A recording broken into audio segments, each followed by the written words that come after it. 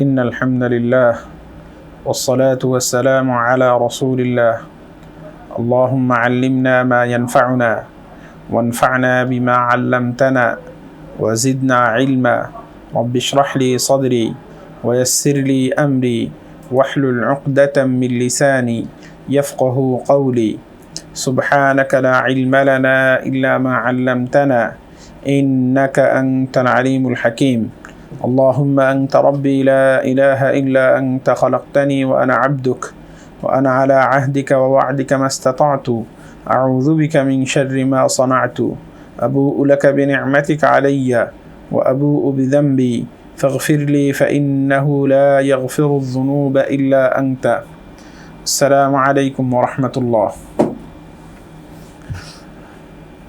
আজকে আমাদের আল আকিদাতুত তাহাওয়িয়ার উপরে আমাদের এটি 11তম একাদশ দর্স। তো আমরা আলোচনা করছিলাম আল্লাহ সুবহানাহু ওয়া তাআলার ক্ষমতা, কুদরত এবং এর সাথে যে মানুষের তাকদীর জড়িত আছে এই বিষয়টা আমরা গত কয়েকটি পর্বে আমরা আলোচনা করেছি।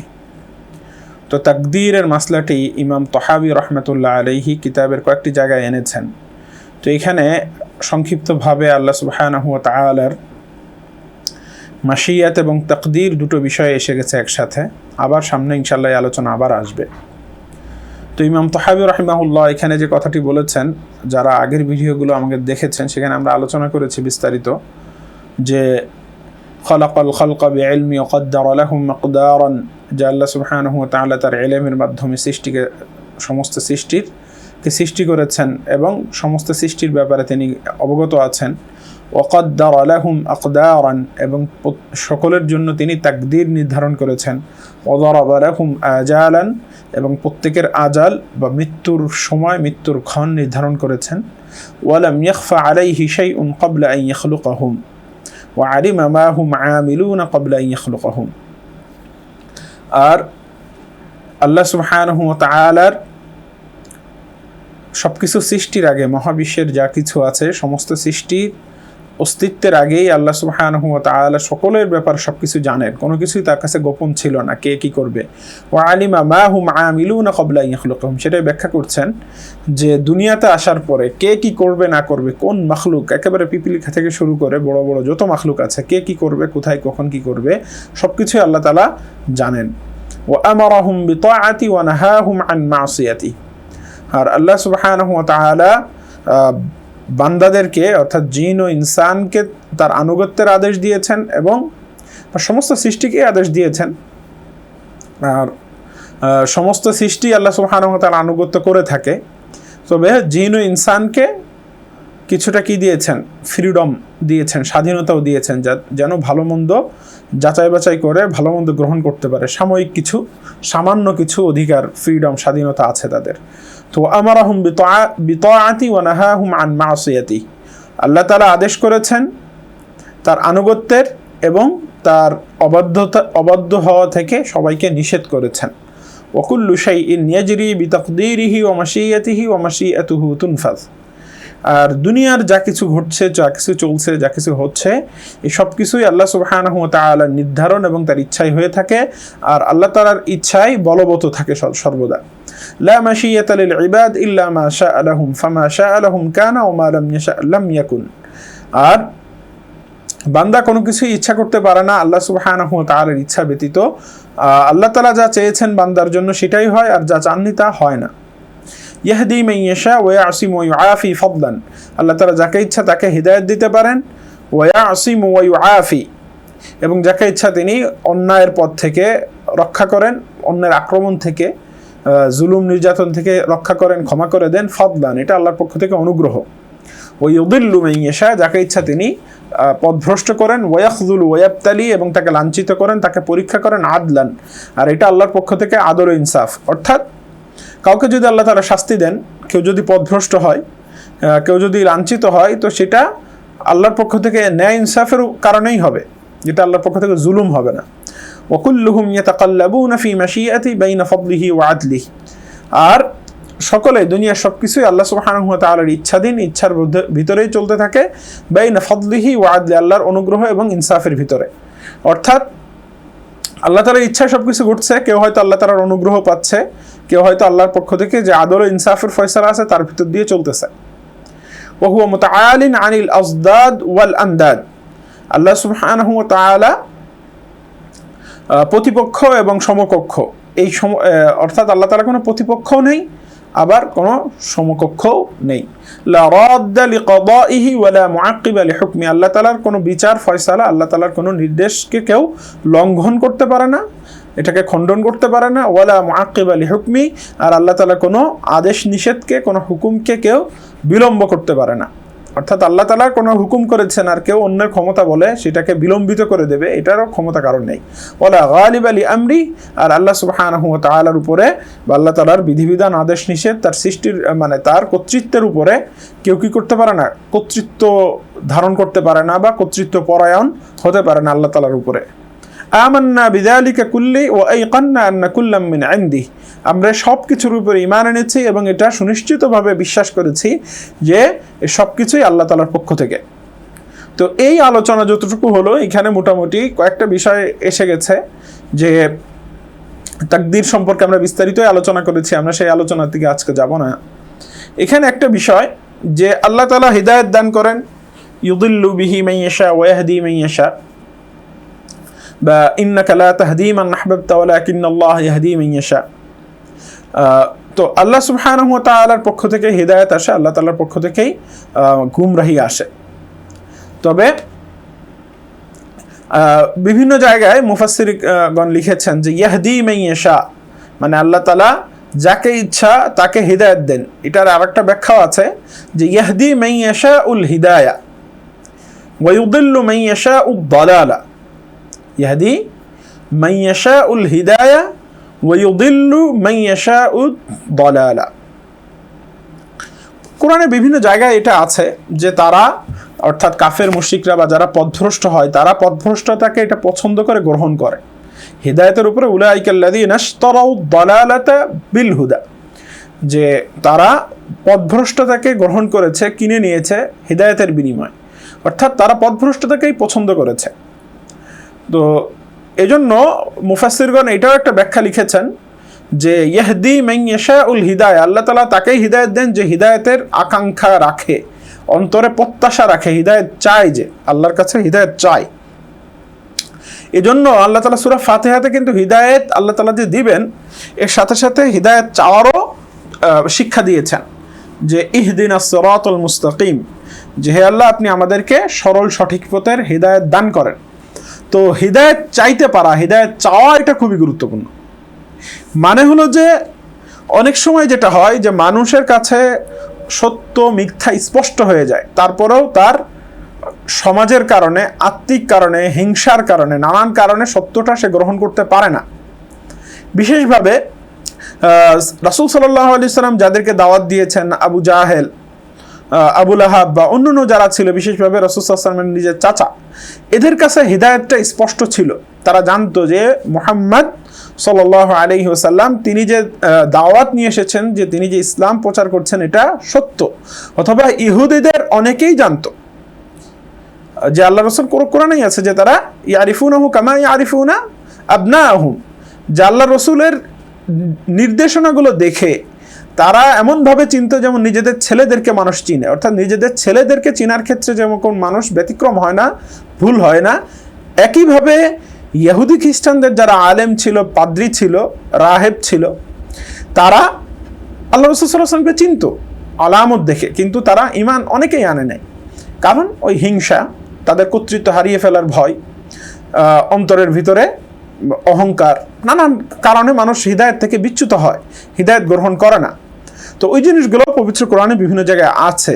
তো এই জন্য প্রত্যেকেরই উচিত যে তার অন্তরটাকে অন্ততপক্ষে পরিষ্কার রাখা, হিদায়াতের জন্য হিদায়াতের আকাঙ্ক্ষা রাখা, আল্লাহর কাছে প্রতিনিয়ত বাস্তবেই অন্তর থেকেই সঠিক সরল সঠিক পথের উপরে যেন চলতে পারি, এটার জন্য দোয়া করা, আকাঙ্ক্ষা রাখা।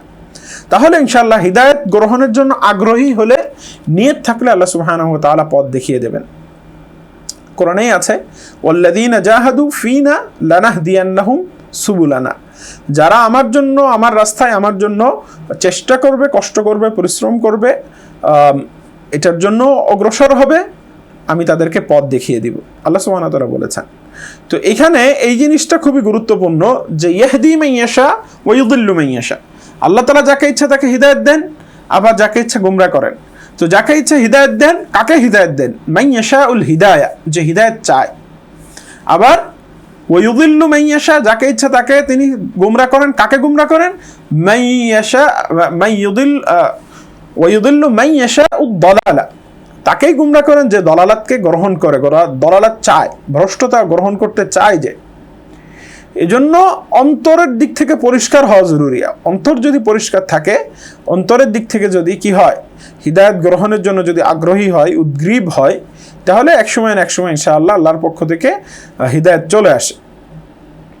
এজন্য আমরা অনেক সময় দেখি যে যারা নাস্তিক অথবা ইসলাম থেকে দূরে সরে গেছে, অথবা ইসলামের কোনো একটা বিষয় নিয়ে যাদের কনফিউশন আছে, তাদের উচিত, অথবা যে কোনো মুসলিমের সকলের জন্য এটা উচিত যে অন্তরটাকে অন্তত পক্ষে পরিষ্কার রাখা। এমন অবস্থায় অন্তরকে না নিয়ে যাওয়া যে অন্তর একেবারে অন্ধকারাচ্ছন্ন হয়ে গেছে, সেখানে আসলে হিদায়াত প্রবেশ করার কোনো উপায় নেই। হিংসা, অহংকার, হ্যাঁ, এমন পরিবেশের সাথে, এমন সমাজের সাথে আমি মিশে গেছি, বা এমনভাবে আমার অভ্যাস চেঞ্জ হয়ে গেছে যে যেখান থেকে আমার আসলে হিদায়াতের পথে আসাটা কঠিন হয়ে দাঁড়িয়েছে। তো এরকম সিচুয়েশন যেন না হয়। সবসময় অন্তরকে আমি আল্লাহর দিকে সঁপে রাখবো যে আল্লাহ সুবহানাহু ওয়া তাআলা যেন হিদায়াত দান করেন।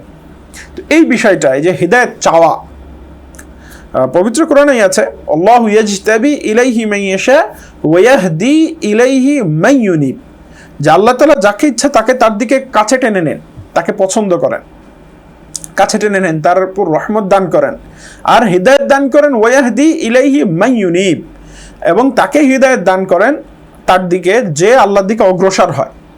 অর্থাৎ হিদায়াতের পথে আমাকে অগ্রসর হইতে হবে, অন্ততপক্ষে দিলে তামান্না থাকতে হবে হিদায়াতের। হাদিসে আছে যে মান আতানি, হাদিসে কুদসি, মান আতানি ইয়ামশি আতাইতুহু হারওয়ালাতান, যে আমার দিকে একটু অগ্রসর হয়, 1 বিঘাত পরিমাণ অগ্রসর হয়, তার দিকে আমি 1 হাত পরিমাণ অগ্রসর হই। যে আমার দিকে হেঁটে আসে, আমি তার দিকে দৌড়ে অগ্রসর হই। এখানে উপর দৌড়ানো অর্থ হলো যে আল্লাহ তাআলার দিকে কেউ সামান্য একটু যদি অগ্রসর হয়, বাকিটা আল্লাহ তাআলা তাকে সাহায্য করেন, সহযোগিতা করেন এবং রাস্তা খুলে দেন। তো এই যে শুরুটা, আল্লাহ তাআলা আমাকে, সবাইকে পরীক্ষা করছেন দুনিয়াতে।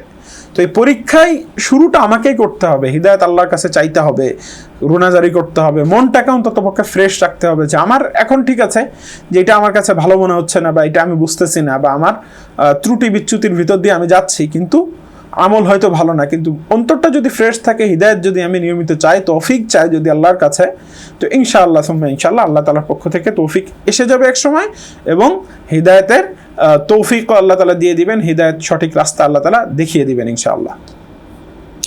তো এই হলো মোটামুটি তাকদীর এবং আল্লাহ সুবহানাহু ওয়া তাআলার পক্ষ থেকে আল্লাহ তাআলার ইচ্ছায় যে সবকিছু হয়, এ সম্পর্কে আমাদের গত 2 পর্বের আলোচনা দেখে নেবেন ইনশাআল্লাহ। এর সাথে সাথে আজকের এই কথাগুলো আমরা ইনশাআল্লাহ মাথায় রাখার চেষ্টা করব, এবং সবসময় হিদায়াতের আকাঙ্ক্ষা, হিদায়াতের জন্য উদ্গ্রীব থাকব।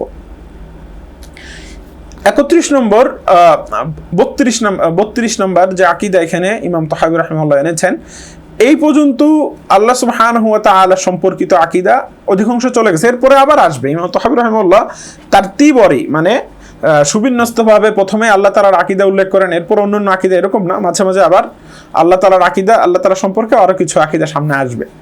তো এখন নতুন একটা বিষয় শুরু হচ্ছে, সেটা হলো যে তাওহীদ সম্পর্কে মোটামুটি আমাদের একটা ধারণা হয়ে গেছে।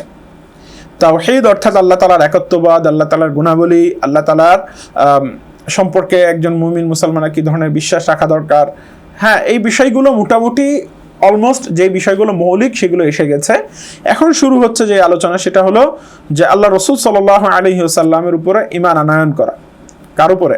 আল্লাহ রাসূল সাল্লাল্লাহু আলাইহি ওয়াসাল্লামের উপরে ঈমান আনয়ন করা, অর্থাৎ রিসালাত, তাওহীদ এবং রিসালাত। তো প্রাথমিক পর্যায়ে ইসলামের মূল হলো তাওহীদ, অর্থাৎ আল্লাহ তাআলার একাত্মবাদে ঈমান এবং তার গুণাবলী, তার কাজকর্ম এবং আল্লাহ তাআলার জাত ও সিফাত, এইগুলোর উপরে ঈমান আনা। তো এই বিষয়গুলো আলোচনা হয়ে যাওয়ার পরে এখন ইমাম তাহাবী রাহিমাহুল্লাহ রেসালাতের আলোচনা শুরু করছেন এখান থেকে।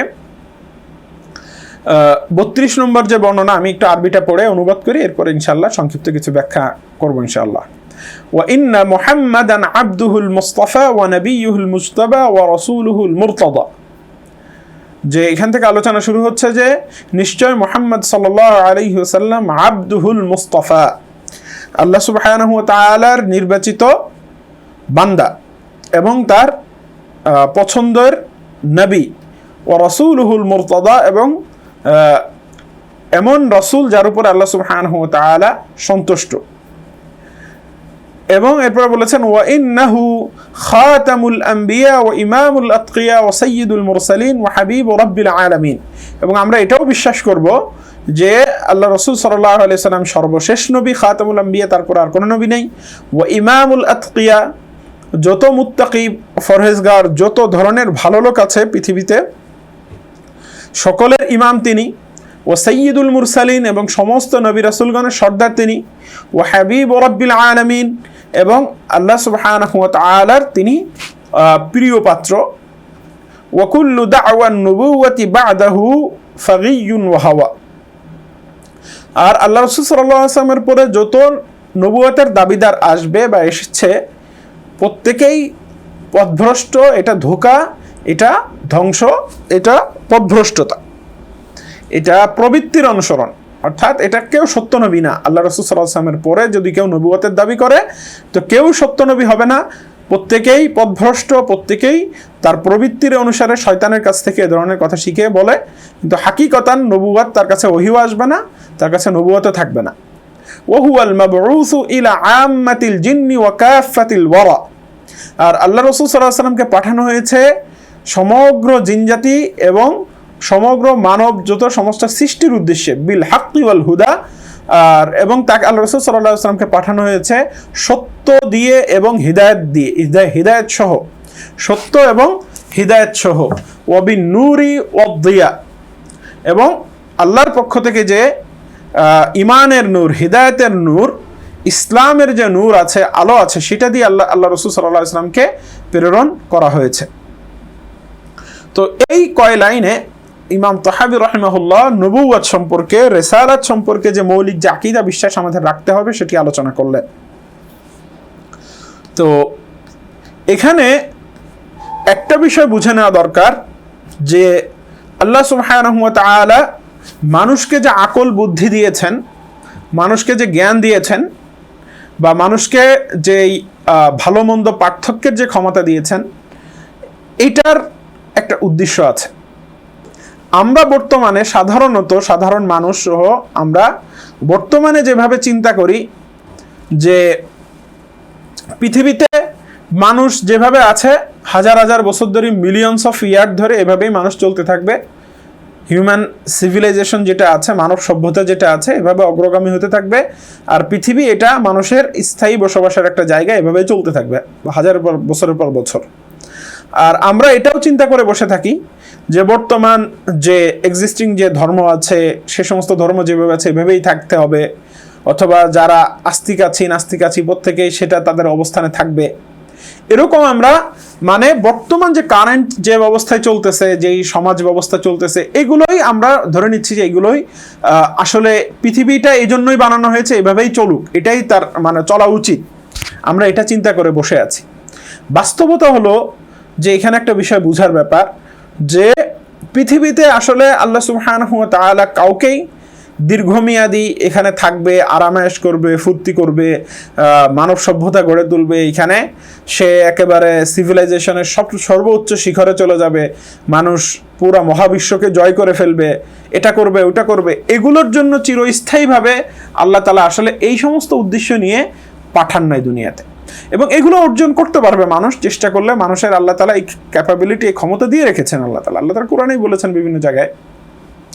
তো এইটা আসলে মূল উদ্দেশ্য না যে দুনিয়াতে এভাবে যে যে ধর্মে আছে, যে খ্রিস্টান আছে আজীবন সে খ্রিস্টানই থাকবে, যে হিন্দু আছে সে হিন্দু থাকবে, যে নাস্তিক আছে সে নাস্তিক থাকবে, আর এভাবে বিভিন্ন যে সমাজ আছে, রাষ্ট্র আছে, যেভাবে চলতেছে সবকিছু এভাবেই চলবে। এখানে আসলে মানুষের কোনো পরিবর্তনের দরকার নেই, মানুষের আলাদা কোনো দায়িত্বও নেই, এটা আমরা অনেক সময় ধরে নেই বা ভেবে নেই। তো বুঝার ব্যাপার হলো যে এই যে মহাবিশ্বের যত মানুষ আছে, যত জিন আছে, প্রত্যেকটা জিনের আলাদা আলাদা আল্লাহ সুবহানাহু ওয়া তাআলার পক্ষ থেকে প্রত্যেকের দায়িত্ব, প্রথম দায়িত্ব এটা যে আল্লাহ তাআলা তাকে আকল বুদ্ধি দিয়েছেন, ভালো মন্দ পার্থক্যের ক্ষমতা দিয়েছেন, তার রিজনিং অর্থাৎ চিন্তা ভাবনার শক্তি, এগুলো আল্লাহ সুবহানাহু ওয়া তাআলা দিয়েছেন। তো তার প্রাথমিক দায়িত্ব যেটা, প্রথম দায়িত্ব, সর্বপ্রথম দায়িত্ব হলো যে সে যখন থেকে বুঝতে শুরু করবে তখন থেকে সে তাকে কে বানিয়েছে, মহাবিশ্বকে কে বানিয়েছে, চারপাশের এই সৃষ্টিগুলো কোথা থেকে আসলো, তার অস্তিত্ব কিভাবে আসলো, হ্যাঁ সে কোথায় যাচ্ছে, এই বিষয়গুলো নিয়ে তার চিন্তা করা। এবং আল্লাহ সুবহানাহু ওয়া তাআলার যে পরিচয়, আল্লাহ তাআলার পরিচয়, এটা অনুধাবন করা অন্তর থেকে এবং বিশ্বাস করা, এটা হলো একমাত্র দায়িত্ব, প্রাথমিক দায়িত্ব। কারণ এইটা যে সে বের করতে পারবে এবং আল্লাহ সুবহানাহু ওয়া তাআলার পরিচয় লাভ করা, এবং আল্লাহ তাআলা যে উদ্দেশ্যে সৃষ্টি করেছেন, ইবাদতের উদ্দেশ্যে, আল্লাহ তাআলার পরিচয় জেনে তার আনুগত্যের উদ্দেশ্যে সে মানুষকে সৃষ্টি করেছেন। এটা ইনফিনিট টাইম ধরে, অসীম সময় ধরে এভাবে মানব সভ্যতা চলতেই থাকবে এসবের জন্য। অথবা আমরা যেভাবে মেনে নিচ্ছি যে কেউ হিন্দু আছে, বৌদ্ধ আছে, মুসলমান আছে, যে যেভাবে আছে হাজার হাজার কোটি কোটি বছর ধরে চলতে থাকবে, এসবের জন্য আসলে দুনিয়াটা না। প্রাথমিক পর্যায়ে প্রথম যে কাজ সেটা হলো যে আমার হিউম্যান ব্রেইন রিজনিং এর পাওয়ার দিয়েছেন, চিন্তা ভাবনার শক্তি আল্লাহ তাআলা দিয়েছেন। তো এই চিন্তা ভাবনার শক্তি দিয়ে এই মহাবিশ্বকে সৃষ্টি করেছেন, আমাকে কে বানিয়েছেন, আমি কোথা থেকে আসলাম, কোথায় যাব, কেন সৃষ্টি করেছেন, এই সমস্ত জিনিস নিয়ে চিন্তা করা, এটা হলো প্রথম এবং প্রধান দায়িত্ব প্রত্যেকটা মানুষের। এবং এই দায়িত্বের ক্ষেত্রে পৃথিবীর সমস্ত মানুষ এটার জন্য দায়িত্বশীল। আল্লাহ তাআলা প্রত্যেককে ধরবেন, সে হিন্দু হোক, বৌদ্ধ হোক, নাস্তিক হোক, আস্তিক হোক, প্রত্যেককে এটার জবাবদিহিতা করতেই হবে। কুল্লুকুম মাসউল, প্রত্যেককেই দায়িত্বশীল এটার জন্য। যাদের আল্লাহ তাআলা আকল বুদ্ধি দিয়েছেন, পাগল না যারা, যাদের শরীয়ত আছে, যাদের সুস্থির মস্তিষ্ক আছে, যাদের সুস্থ মস্তিষ্ক আছে, তারা এটা চিন্তা করতে বাধ্য। তো এই যে চিন্তা করবে, চিন্তা করে সে সঠিক যে আল্লাহ সুবহানাহু ওয়া তাআলার পরিচয়টা সে অনুধাবন করবে এবং সে খুঁজে খুঁজে বের করবে যে আমি আসলে বাস্তবে যদি হাকিকি অর্থে যদি আমি আকল বুদ্ধি কাটাই, তাহলে অবশ্যই অবশ্যই একজন স্রষ্টা পর্যন্ত আমি পৌঁছবো। না হলে এই মহাবিশ্ব এমনি এমনি আসবে না, অস্তিত্বে আসবে না, আমিও এমনি এমনি অস্তিত্বে আসবো না। এই সিদ্ধান্ত তাকে যেতে হবে। এই সিদ্ধান্তে যখন একজন মানুষ যাবে, একজন স্রষ্টার পরিচয় পাবে, তখন সেই স্রষ্টা কেমন, কি, তার পরিচয় কি, এই বিষয়গুলো তাকে বুঝতে হবে, জানতে হবে। আর ওই বিষয়গুলো জানার মাধ্যম হলো যে সরাসরি তো আমরা আল্লাহ সুবহানাহু ওয়া তাআলাকে দেখছি না, তিনি আমাদের যে ওয়ার্ল্ড আছে টাইম এন্ড স্পেস দিয়ে, এই টাইম এন্ড স্পেস দিয়ে সীমাবদ্ধ এই ওয়ার্ল্ডের যে নিয়ম নীতি আছে, ফিজিক্যাল ল আছে, এগুলোর বাইরের সত্তা। সুতরাং আমরা তাকে আমাদের এই ফিজিক্যাল ল দিয়ে বা এই সমস্ত জিনিস দিয়ে আমরা সরাসরি তাকে বুঝতে পারবো না। জাতিকে হিদায়াত দান করার জন্য, তার পরিচয় দান করানোর জন্য, মানব জাতি যেন আল্লাহ তাআলার পরিচয় পেতে পারে, এজন্য মানুষের সাথে যোগাযোগের জন্য প্রত্যেক মানব জাতির যাতে মানব জাতির সাথে যেন যোগাযোগ হয়, আল্লাহ তাআলার পরিপূর্ণ আসল পরিচয় যেন মানুষ পায়, এই জন্য ব্যবস্থা রেখেছেন। এই ব্যবস্থার নাম হলো রিসালাত। আল্লাহ তাআলার পক্ষ থেকে কমিউনিকেশনের রাস্তা, ওয়ে। আল্লাহ তাআলা মানুষকে সৃষ্টি করে পৃথিবীতে পাঠিয়েছেন, এরপর একেবারে ছেড়ে দেন নেই। অনেক আলেম এটা বলেছেন যে যদি কোনো নবী রাসূল রিসালাতের ব্যবস্থা, কোনো কমিউনিকেশনের ব্যবস্থা যদি না থাকতো আল্লাহ সুবহানাহু ওয়া তাআলার সাথে, তারপরেও মানুষকে যে আকল দেওয়া হয়েছে, সেই আকল দিয়ে তার জন্য এটা জরুরি ছিল যে সে আল্লাহ তাআলাকে খুঁজে বের করবে এবং আল্লাহ তাআলার পরিচয় অনুধাবন করবে তার আকল দিয়ে, এটা তার জন্য জরুরি ছিল। এরপরেও আল্লাহ তাআলা ইহসান করে বান্দা যেন সঠিকভাবে আল্লাহ তাআলার পরিচয় পেতে পারে, সেজন্য বান্দার সাথে আল্লাহ তাআলার কমিউনিকেশন যেন সঠিক হয়, সেটার ব্যবস্থাও করেছেন। সেটার নাম হলো রিসালাত। রিসালাত মানে হলো দূত প্রেরণ করা, চিঠি পাঠানো, দূত পাঠানো। তো এই যে আল্লাহ সুবহানাহু ওয়া তাআলা তার প্রতিনিধি পাঠাচ্ছেন, দূত পাঠাচ্ছেন, এটা হলো মানব জাতির সাথে যেন আল্লাহ সুবহানাহু ওয়া তাআলা কি করেন, মানব জাতি আল্লাহ তাআলার সাথে যেন কমিউনিকেট করতে পারে, আল্লাহ তাআলাও মানুষের জন্য হিদায়াত পাঠাইতে পারে, এটার ব্যবস্থা শুধু। অর্থাৎ মানুষ বুঝবে যে আমার একজন স্রষ্টা অবশ্যই থাকতে হবে, নতুবা এই মহাবিশ্বের অস্তিত্বই সম্ভব না স্রষ্টা ছাড়া।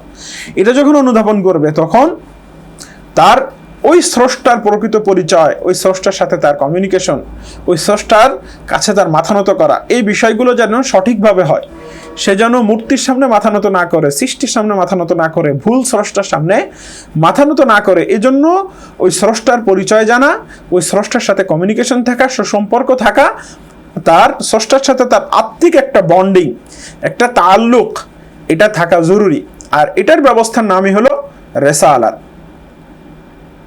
তো আল্লাহ সুবহানাহু ওয়া তাআলা প্রত্যেক যুগেই তার মানুষের হিদায়াতের জন্য, মানুষের সঠিক পথ দিক নির্দেশনা দেওয়ার জন্য নবী রাসূল পাঠিয়েছেন প্রত্যেক যুগে। লিকুল্লি কওমিন হাদ, পবিত্র কোরআনে আসছে যে প্রত্যেক কওমের জন্য, প্রত্যেক জাতির জন্য একজন পথ নির্দেশক, হিদায়াত দানকারী, হিদায়াতের দিকে আহ্বানকারী নবী রাসূল আল্লাহ তাআলা কি পাঠিয়েছেন। তো এই যে নবী রাসূল, যতক্ষণ পর্যন্ত আল্লাহ সুবহানাহু ওয়া তাআলা এই গাইড না করছেন বান্দাদেরকে, আল্লাহ সুবহানাহু ওয়া তাআলা চান এই নবী রাসূলগণের পাঠানোর মাধ্যমে বান্দার উপরে যেন আল্লাহ তাআলার পরিচয় এবং আল্লাহ তাআলার পক্ষ থেকে যেই বাণী আছে, গাইড আছে, এটা যেন পরিপূর্ণ সুস্পষ্ট হয়ে যায়। এই সমস্ত কিছু স্পষ্ট হওয়ার পরে, আল্লাহ তাআলা তার চিন্তা শক্তি দেওয়ার পরে, তার চিন্তা ভাবনার ক্ষমতা দেওয়ার পরে, নবী রাসূল পাঠানোর পরে, তার সামনে ইসলামের দাওয়াত, আল্লাহ তাআলার বাণী, আল্লাহ তাআলার হিদায়াত সুস্পষ্ট করার পরে যারা অস্বীকার করবে, যারা মানবে না, যারা এটা নিজেদের প্রবৃত্তির অনুসরণ করবে, সামাজিকতার অনুসরণ করবে, অহংকার, হিংসা, এগুলোর অনুসারী হয়ে যাবে, যারা শয়তানের পূজারী যারা হয়ে যাবে, তাদেরকে আল্লাহ তাআলা শাস্তি দিবেন। তো এই সমস্ত প্রক্রিয়া, এটা হলো একটা পরীক্ষার একটা ব্যবস্থা, পুরো সিস্টেমটা, যে আকল বুদ্ধি ওয়াহাদাইনাহুন নাজদাইন, মানুষকে আমি ভালো মন্দের জ্ঞান দিয়েছি, ফাআলহামাহা ফুজুরাহা ওয়া তাকওয়াহা, আর মানুষকে আল্লাহ তাআলা আকল বুদ্ধি দিয়েছেন। তো সমস্ত কিছু ব্যবস্থা করেছেন, এর সাথে সাথে নবী রাসূল পাঠিয়েছেন, এর সাথে সাথে অনেক নবী রাসূলের উপরে আসমানি কিতাব নাজিল করেছেন। তো সমস্ত কিছুর মূল যে ব্যাপার সেটা হলো যে বান্দা যেন আল্লাহ তাআলার পরিচয় পায়, আল্লাহ তাআলার সাথে সম্পর্ক তৈরি করতে পারে, এবং আল্লাহ তাআলার সাথে যখন পরিচয় হবে, সম্পর্ক হবে, এবং আল্লাহ তাআলা যে বিধিবিধানগুলো তার জীবনে চলার জন্য নাজিল করবেন, সে অনুযায়ী সে চলবে, অর্থাৎ শরিয়াত মেনে চলবে। এটাই হলো পুরা সৃষ্টির উদ্দেশ্য, মানব জাতির উদ্দেশ্য। সে যে ধর্মের মানুষই হোক, কোএক্সিস্টিং, মানে ইহুদিরা আজীবন ইহুদি থাকবে, খ্রিস্টানরা আজীবন খ্রিস্টান থাকবে, আল্লাহর পরিচয় পাবে না, রাসূলকে মানবে না, হিন্দুরা আজীবন হিন্দু থাকবে, এই উদ্দেশ্যে আল্লাহ তাআলা বানান নাই। প্রত্যেকেই দায়িত্বশীল ব্যাপারে যে সে আল্লাহর পরিচয় পাবে, আল্লাহর পক্ষ থেকে কোনো কমিউনিকেশনের ব্যবস্থা আছে কিনা, কোনো রেসালাত আছে কিনা সেটা খুঁজে দেখবে, এবং রেসালাতের যে দাবি আছে, আল্লাহ তাআলার পরিচয় পেয়ে আল্লাহ তাআলার আনুগত্য করা, শরীয়ত মেনে নেওয়া, ইবাদত করা, এগুলোর দিকে সে চলে আসবে। এখানে যে সামাজিক যে পরিচয়, দেশীয় যে পরিচয়, বা আমরা যেভাবে পুরো মানব জাতিকে যেভাবে চিন্তা করি বর্তমানে, এই সমস্ত কিছু কোনোটাই কাজে আসবে না। মূলে আপনি চিন্তা করেন, মূল হলো আল্লাহ তাআলা আপনাকে বানিয়েছেন তার পরিচয় পাওয়ার জন্য, তার ইবাদতের জন্য। এই জায়গায় যদি আপনি না আসতে পারেন, আপনার কোএক্সিস্টিং সামাজিক অবস্থান, আপনারা খুব উন্নত সমাজ ব্যবস্থা গড়ে তুললেন, সমাজে কোনো অপরাধ নেই, এগুলো সাময়িক ব্যাপার। যে কোনো সমাজ ব্যবস্থা উন্নত হোক, বিজ্ঞান ভিত্তিক হোক, যাই হোক, দরিদ্র সমাজ হোক, এইগুলো সাময়িক জিনিস, এগুলো পরিবর্তনও সম্ভব, এগুলো থেকে উন্নতিও সম্ভব, এগুলো হয়েছে প্রত্যেক যুগে যুগে। কিন্তু দুনিয়ার সমস্ত যে কাজকর্ম, সমস্ত কিছুর মূল উদ্দেশ্য এর কোনোটাই না, মূল উদ্দেশ্য হলো আল্লাহ তাআলার পরিচয় পাওয়া। আর এই পরিচয় পাওয়ার ক্ষেত্রে সঠিক পরিচয় এবং সঠিক সম্পর্ক, সঠিক দিক নির্দেশনা আসবে রিসালাতের মাধ্যমেই। কিসের মাধ্যমে? রিসালাতের মাধ্যমে। তো মোট কথা হলো যে মানুষের আকল দিয়ে আল্লাহ সুবহানাহু ওয়া তাআলার যে একজন আছেন, স্রষ্টা আছেন, এ পর্যন্ত জানা এটা সম্ভব, আকল দিয়ে সম্ভব। কিন্তু ওই স্রষ্টা যে আসল স্রষ্টা, সঠিক স্রষ্টা, হ্যাঁ, আমরা ভুল কোনো স্রষ্টার সাথে কমিউনিকেট করছি কিনা, এবং ওই স্রষ্টার প্রকৃত পরিচয়, তিনি কেমন, তিনি কি করেন, তিনি আমাদের কাছ থেকে কি চান, কেন তিনি আমাদেরকে বানিয়েছেন, এই সমস্ত তথ্য যদি আমরা জানতে চাই, তাহলে রিসালাত অবশ্যই লাগবে। রিসালাত ছাড়া এই সমস্ত জিনিস জানা সম্ভবই না, এই সমস্ত জিনিস কি না, সম্ভব না।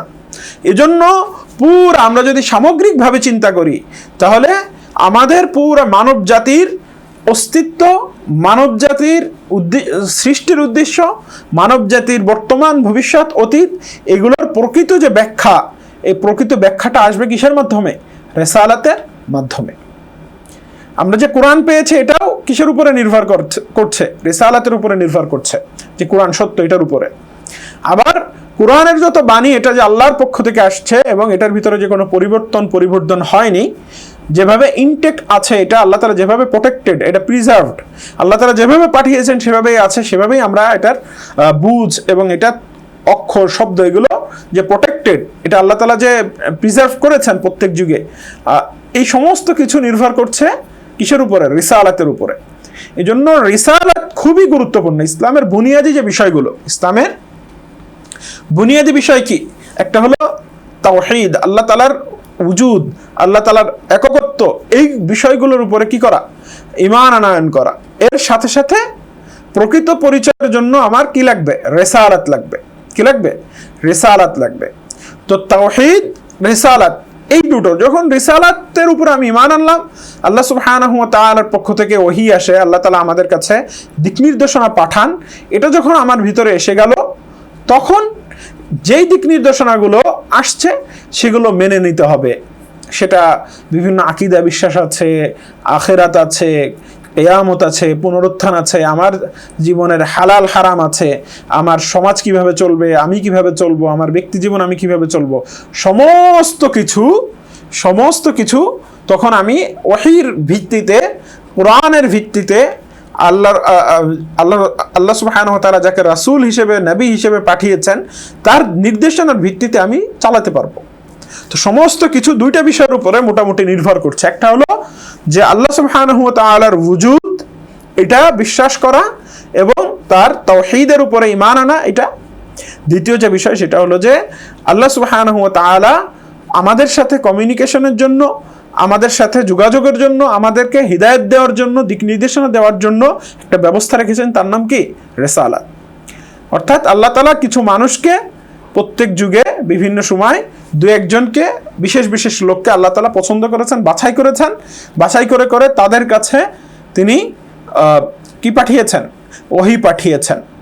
এবং এই ওহীর দুইটা রূপ হয়। একটা হলো যে লিখিত রূপ, যেটা আল্লাহ পবিত্র কোরআন বা বিভিন্ন জায়গায় কিতাব আকারে আল্লাহ সুবহানাহু ওয়া তাআলা লিখিয়েছেন, যেটা প্রত্যেক নবী রাসূল, বিভিন্ন রাসূলগণের উপরে ওহী আসছে, লিখিত কিতাবও আসছে, কম বেশি 104টা কিতাবের কথা প্রসিদ্ধ।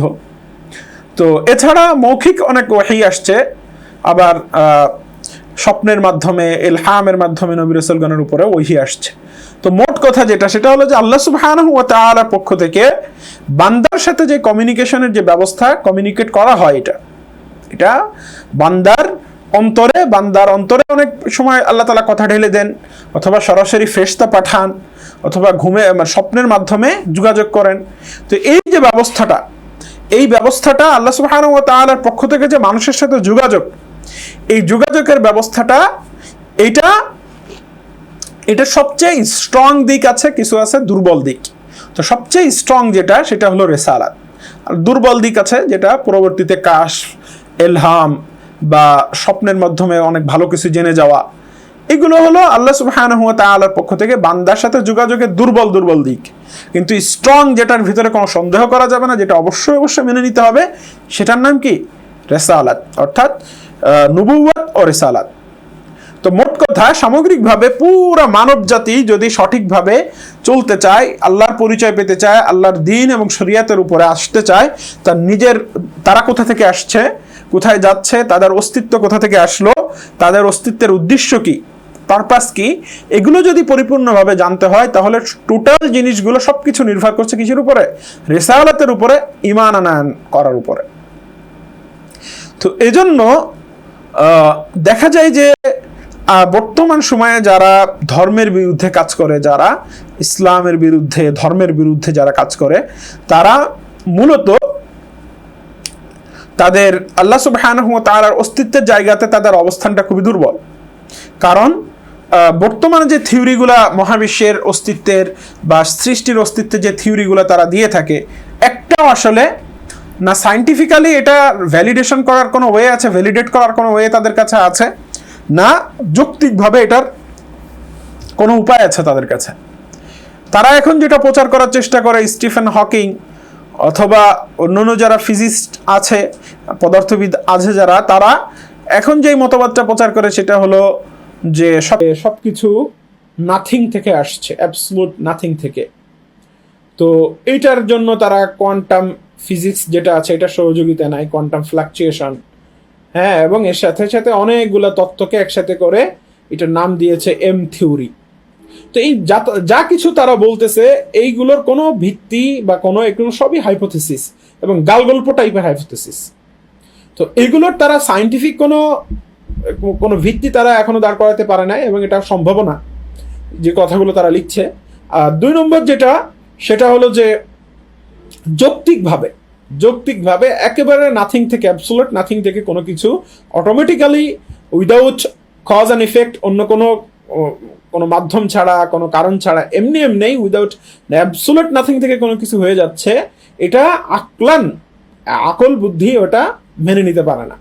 তো যৌক্তিকভাবে এই জিনিসগুলো দুর্বল হওয়ার কারণে তারা সবচেয়ে বেশি অ্যাটাক যেই জায়গাটাতে করে সেটা হলো রিসালাতের উপরে। রিসালাতকে নিয়ে তারা প্রশ্নবিদ্ধ করার চেষ্টা করে।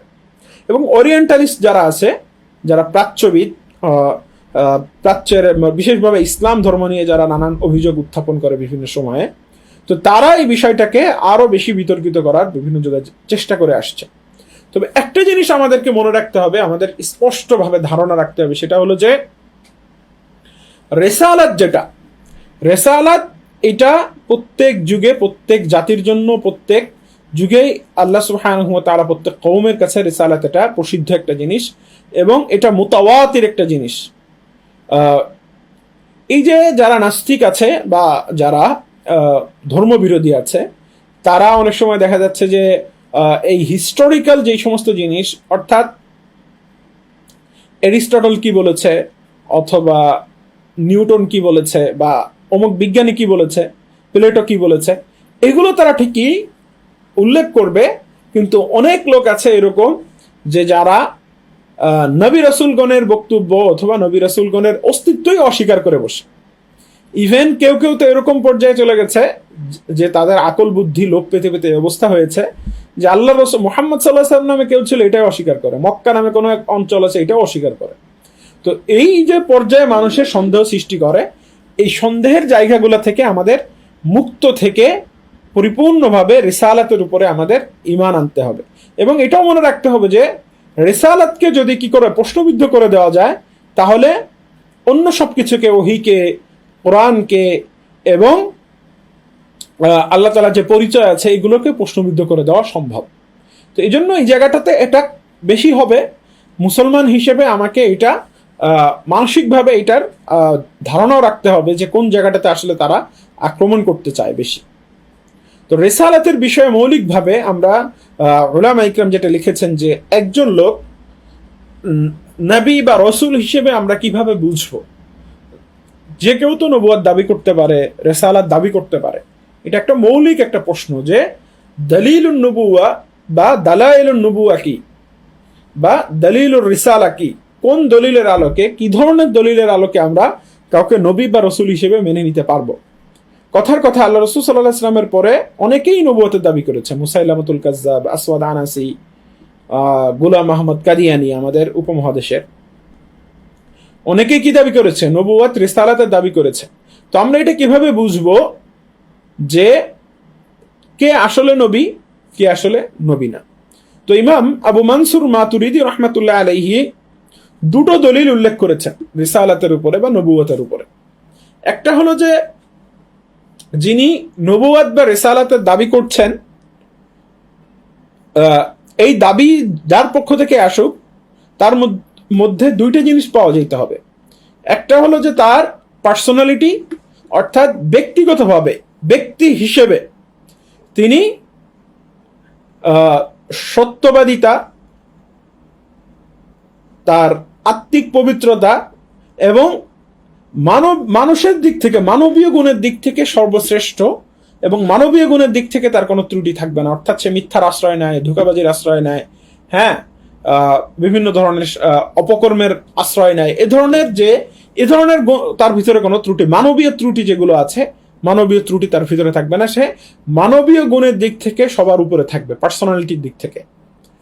এবং এটা আমরা যদি আল্লাহ রাসূল সাল্লাল্লাহু আলাইহি ওয়াসাল্লামের দিকে তাকাই, তাহলে দেখব যে আল্লাহ রাসূল সাল্লাল্লাহু আলাইহি ওয়াসাল্লামের যে পার্সোনালিটি ছিল, ব্যক্তিত্ব যেটা ছিল, এবং মানবীয় গুণের দিক থেকে তিনি তার জামানায় শ্রেষ্ঠদের শ্রেষ্ঠ ছিলেন। আল্লাহ রাসূল সাল্লাল্লাহু আলাইহি ওয়াসাল্লামের বিরোধী যারা ছিল, তার আপন গোত্রের লোক, আত্মীয় স্বজন, তারা বিরোধিতা করেছে। তো একজন মানুষ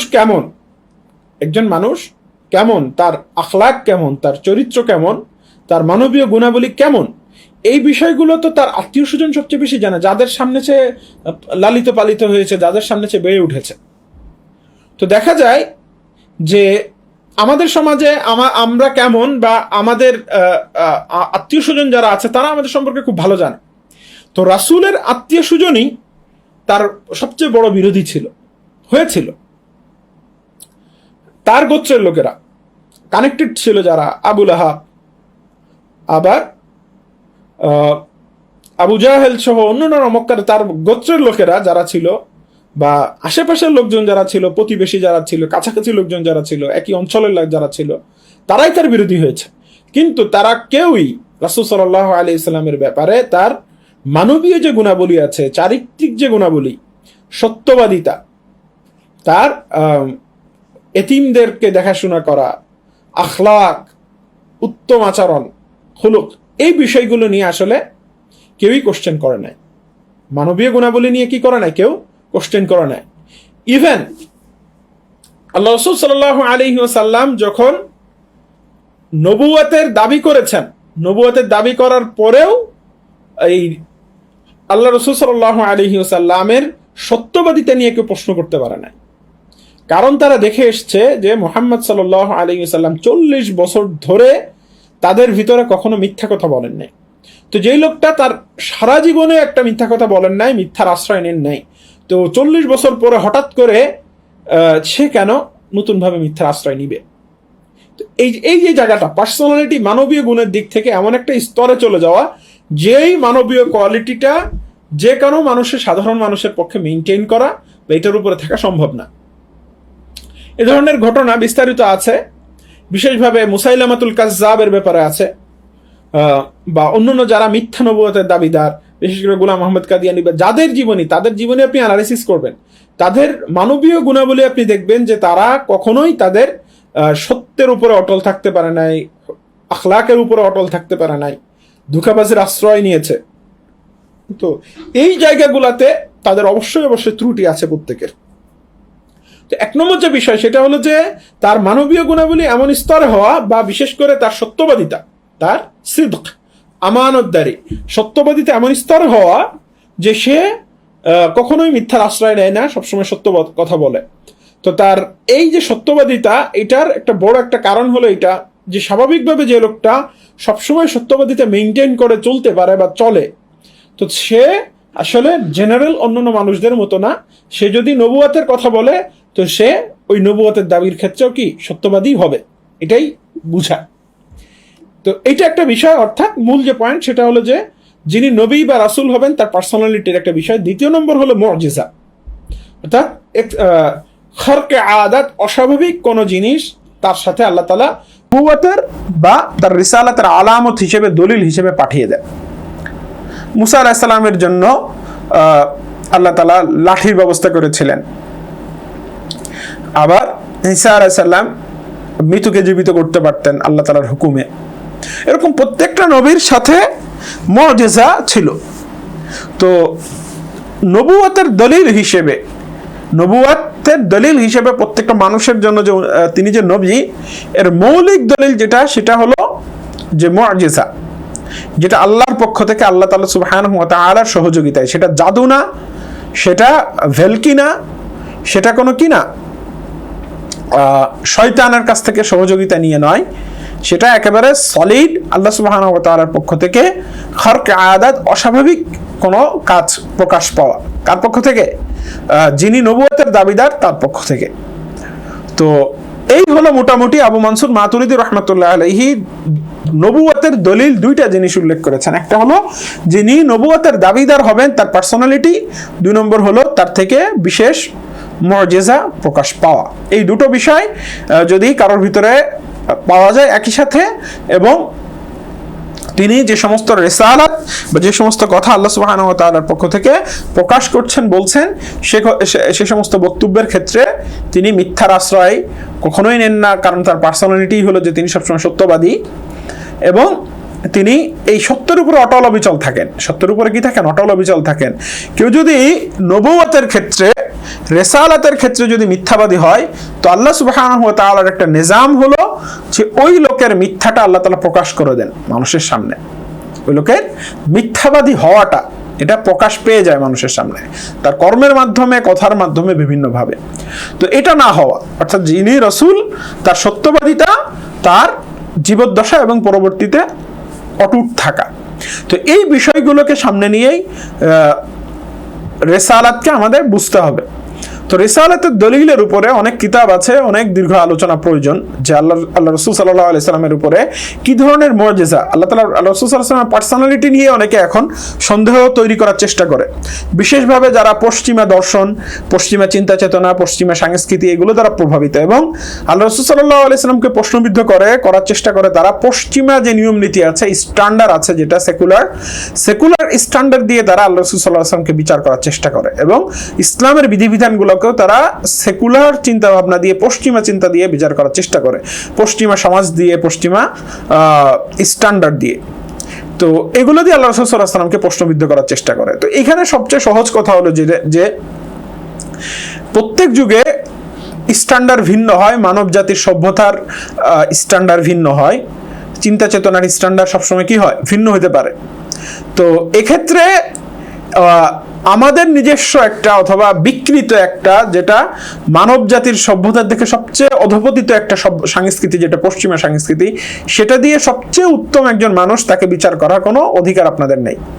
আপনারা যদি বিচার করতে যান তাহলে আগে স্ট্যান্ডার্ড ঠিক করে নিতে হবে যে কোন স্ট্যান্ডার্ডে আমরা কথাগুলো বলবো, কোন সমাজ ব্যবস্থা, কোন চিন্তা চেতনা দিয়ে। সেকুলার পশ্চিমা সংস্কৃতি দিয়ে আপনি বিচার করবেন, এই বিচার তো আমরা মানি না, কারণ পশ্চিমা সংস্কৃতি একটা ভঙ্গুর সমাজ ব্যবস্থা, যেখানে সামাজিক কোনো বন্ডিং নাই, যেখানে সভ্যতা নাই, যেখানে উলঙ্গপনা, বেহায়াপনা, যেখানে মানুষের মানবীয় কোনো গুণের কোনো মর্যাদা নেই, যেখানে বর্ণবাদ, যেখানে পরিবারের কোনো ঠিক ঠিকানা নেই। তো যত ধরনের অন্যায় আছে, যেখানে সুদ ঘুষ, যেখানে মিথ্যা, যেখানে ধোঁকাবাজি, যেখানে জিনা ব্যভিচার ব্যাপক, এই সমাজ ব্যবস্থা, এগুলো দিয়ে তো আমরা একটা সভ্য জাতিকে, আমরা সভ্য সমাজকে আমরা বিচার করতে পারি না। তো এই জায়গাটাতে প্রথমেই যে ভুলটা হয়, সেই ভুলটা আমাদের আইডেন্টিফাই করা দরকার।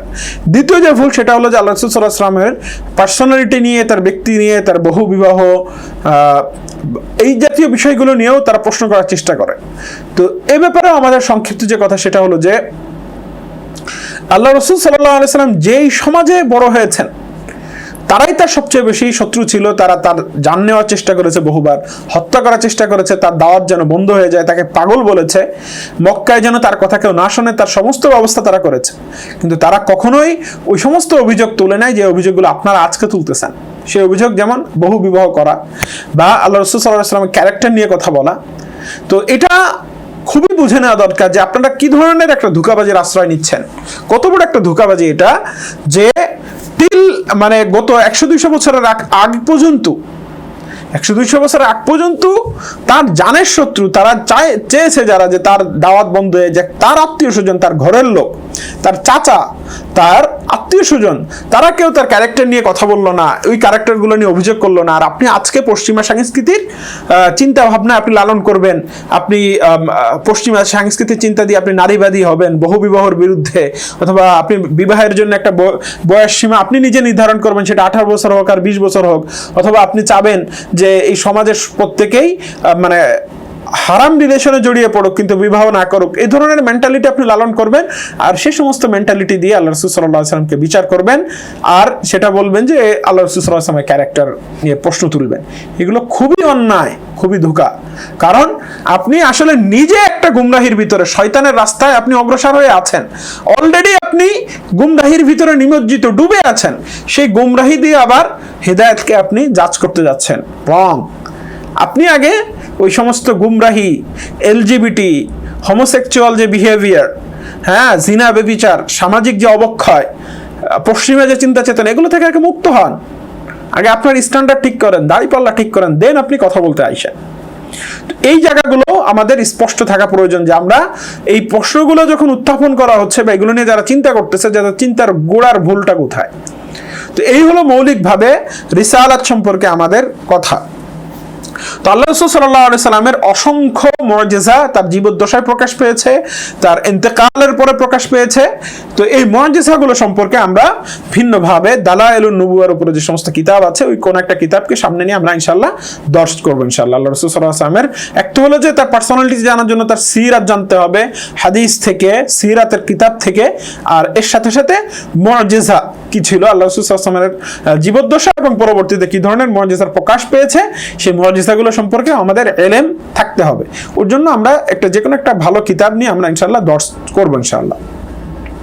তো মৌলিকভাবে আজকে এই যে কথাগুলো আমরা আলোচনা যেগুলো হচ্ছে, এই আলোচনাটা ইমাম তাহাবী রাহিমাহুল্লাহর বক্তব্যগুলো আমরা ব্যাখ্যা করে শেষ করি।